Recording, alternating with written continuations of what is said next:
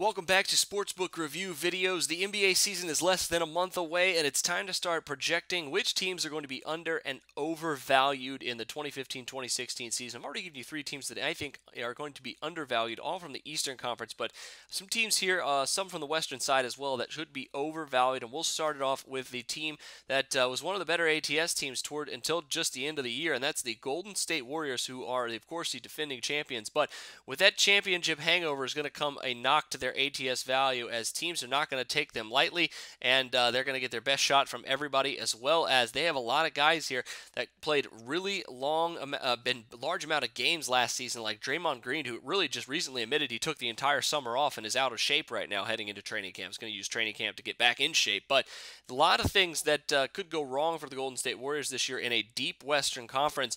They could potentially be a lot less than 58-44-1 against the spread last season.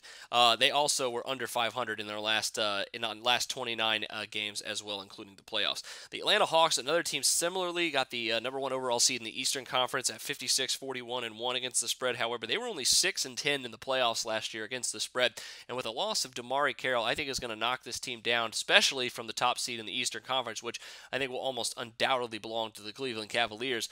But looking at this team, they really don't have a main defender here to lock down an opposing team's best wing player, and that's going to be a big problem in the Eastern Conference, especially in a conference where they're going to have to play up against the likes of the LeBron Jameses, the Dwayne Wades, etc. So I think the Atlanta Hawks probably due for some regression, both straight up and against the spread here in 2015-2016. Finally, a team that was really bad against the spread as well and had a horrific stretch where if you faded them basically every night for 30 straight nights, you would be a very wealthy man or woman.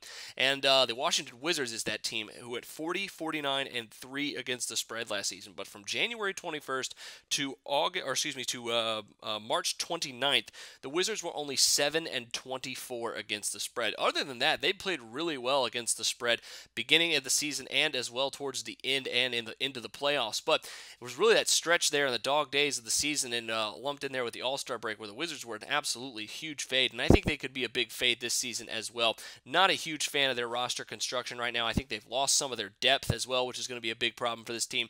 One injury to Bradley Beal or John Wall, which is not out of the realm of possibility, I think could really derail this team from a upper rung playoff team to a lower rung playoff team. But that'll do it for me this time. Like I said, make sure you check out my undervalued teams as well. But until then, for Sportsbook Review, I'm Jordan Sharp.